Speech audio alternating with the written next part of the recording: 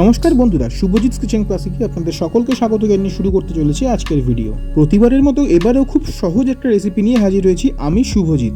আশা করছি আপনাদের সকলের ভালো লাগবে এবং ভালো লেগে থাকলে চ্যানেলটি সাবস্ক্রাইব করতে কিন্তু একদম ভুলবেন না।